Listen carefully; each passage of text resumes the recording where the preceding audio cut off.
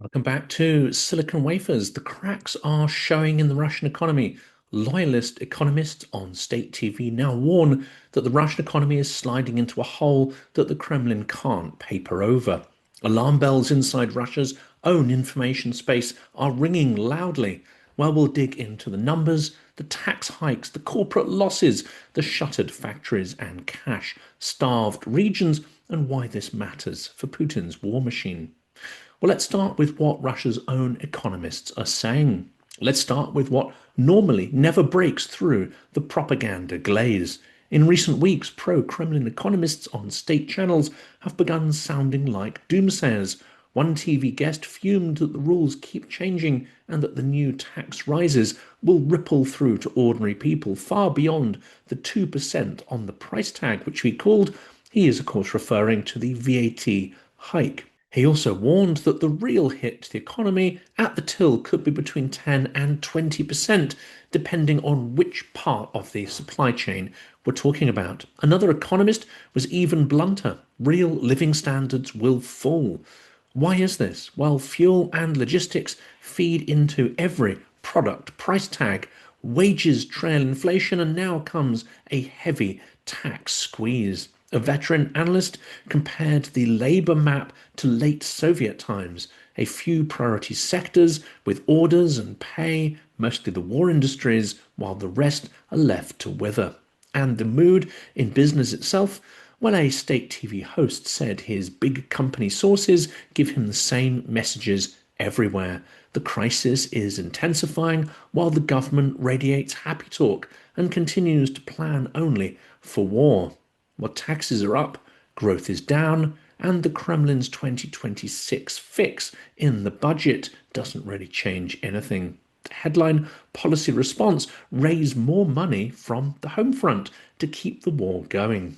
This year, Moscow raised corporate profit tax to 25%, up from 20%.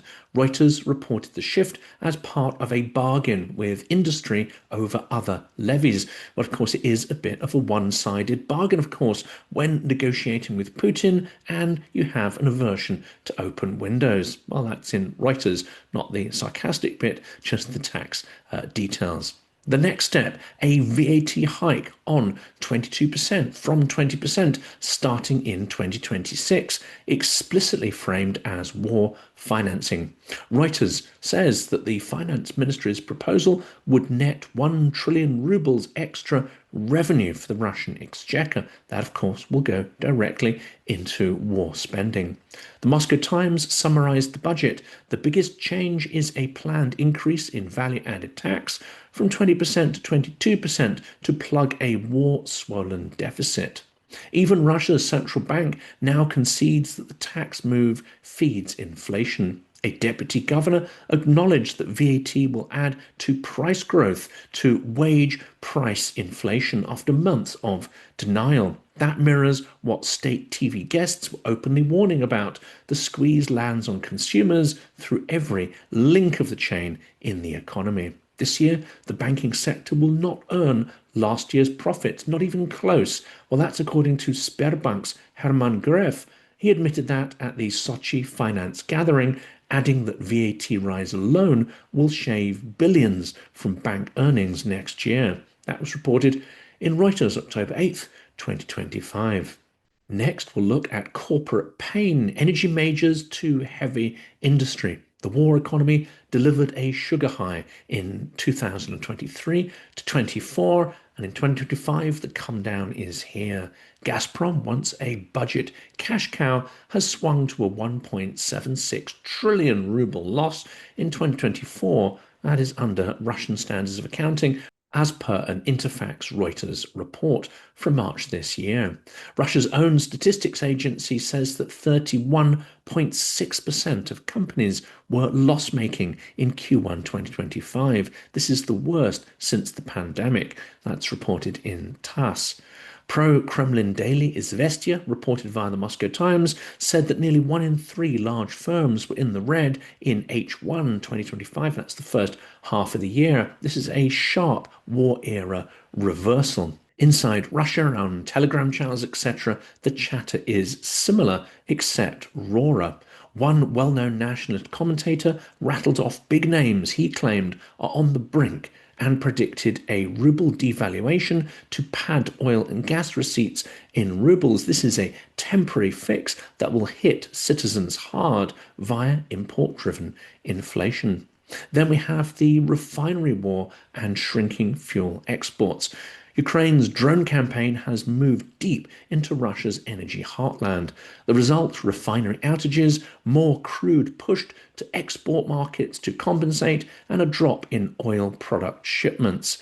Russia's seaborne oil product exports dropped by 17.1% in September after attacks on key refineries, Reuters calculates. At the same time, crude flows out of Novorossiysk hit multi-year highs, straining capacity as damaged domestic refining forces barrels to seek export markets instead of being refined on Russian territory. That's reported in Reuters October 15th. A shrinking refining base means fewer excise-rich fuel sales at home and greater logistical risk for exports. That is double trouble for budget revenues already under pressure. And as we reported in previous episodes, Russia is now starting to import refined fuel products. See also Reuters' report on the oil and gas budget revenue that is down 20.5% year on year, January to September 2025. And in addition to this, we have other energy industries that are in a slow motion collapse. That includes the coal industry. We're going to report on the Kemerovo shock. The coal belt is in freefall. The Financial Times calls it Russia's worst coal crisis in 30 years. Losses of 225 billion rubles in January to July 2025. Dozens of firms are shut or at risk, and there is no clear floor in prices. That's from October 13th in the Financial Times. Even major listed players are cutting. Meshell disclosed steep output declines and said that the industry's economics are under severe strain from low prices, high costs, sanctions, and a stronger ruble. That's from Reuters, August 28th. Coal producers top the list of loss makers. Regional budgets in the coal heartland are bleeding, and no one seems able to staunch the flow. Next, we turn to the farm machinery bust, and in particular the Rostelmash bellwether. Agricultural machinery is the industrial canary in Russia's high-risk coal mine. In May, Rostelmash said that industry sales of grain harvesters were down 76% versus the 2021 boom. Loans nearer 30% make purchases impossible for most farmers. That's reported by Reuters on May 16th. By early August, Interfax tallied a 32% drop in domestic sales value in H1 of 2025. And in October, owners told Vedomosti they're cutting 2025 production 30% and running 3-day weeks. That exactly mirrors Russian insiders' warnings, the worst year in 25 years. Combined output down 50% and no policy fix in sight, while the key rate stays punishing, VAT rises and export duties bite into farm margins. Next, we'll look at regions starved of cash and resources. Transfers down, bills up. Russia's 3-year budget blueprint tightens the vice on the provinces. Defense, security, and debt servicing surge.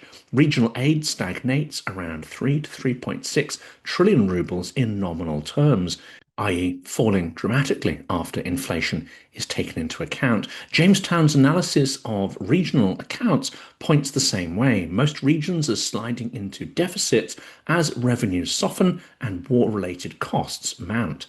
We're already seeing desperation finance along the border. Belgorod has curtailed payments to displaced residents and is narrowing compensation programs, moves that are well documented by independent outlets such as the Moscow Times and Meduza from June this year. Inside Russia, the debate is drifting toward making the non-working pay directly into the medical insurance fund, an idea that popped up in the upper chamber of parliament discussions and regional complaints about footing the bill. Commentators are comparing this suggestion to Belarus's old parasite tax. Meanwhile, industrial contraction is spreading. By August, 49 regions saw industrial decline, with several more on the brink. Only four, Kurgan, Khabarovsk, Kaluga, and Tatarstan, posted double-digit growth. All military industrial complex, or VPK heavy, regions, and even then, median wages remain modest. Why does all of this matter? Here's the big picture. War spending still gulps down a huge share of Russia's budget. The Moscow Times puts combined defense security outlays near record highs, with taxes rising to feed the war machine.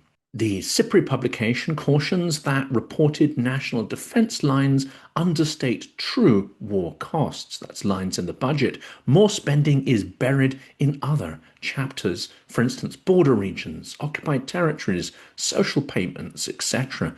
That's from a March 11th analysis. But capacity and cash are diverging.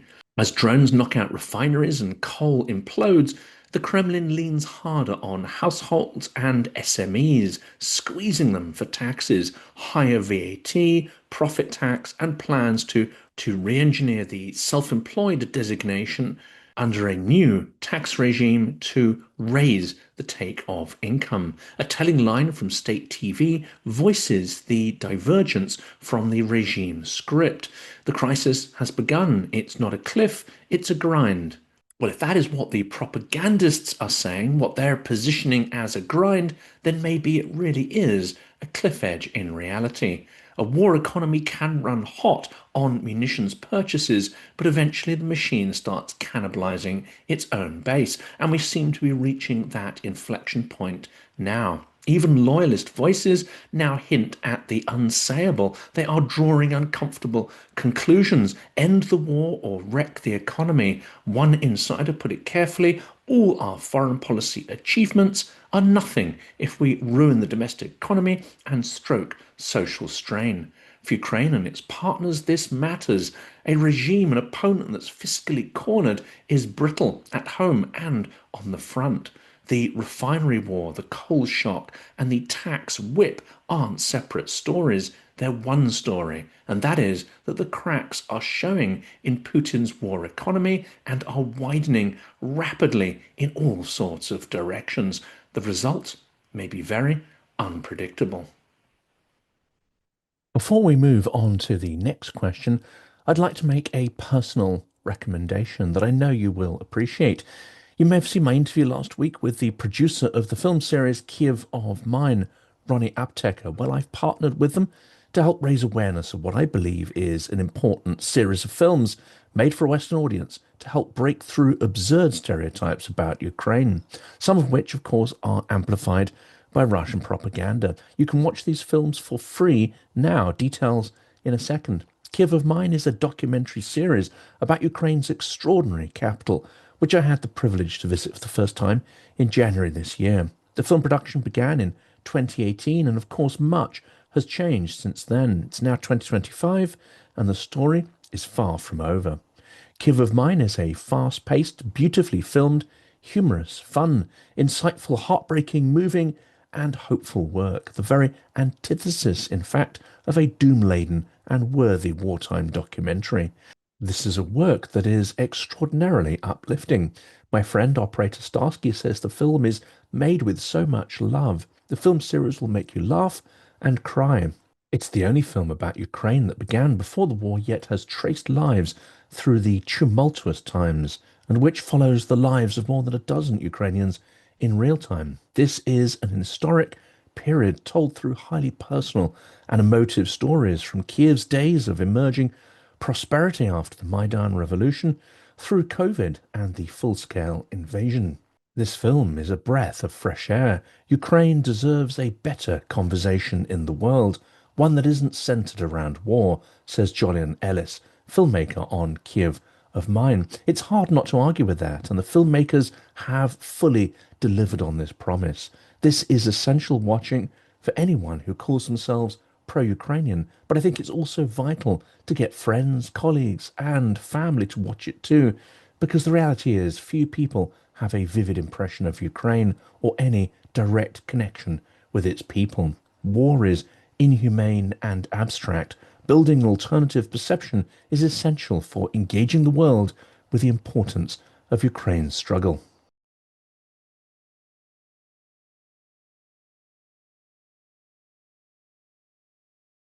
A final word from our partners, the makers of Kyiv of Mine.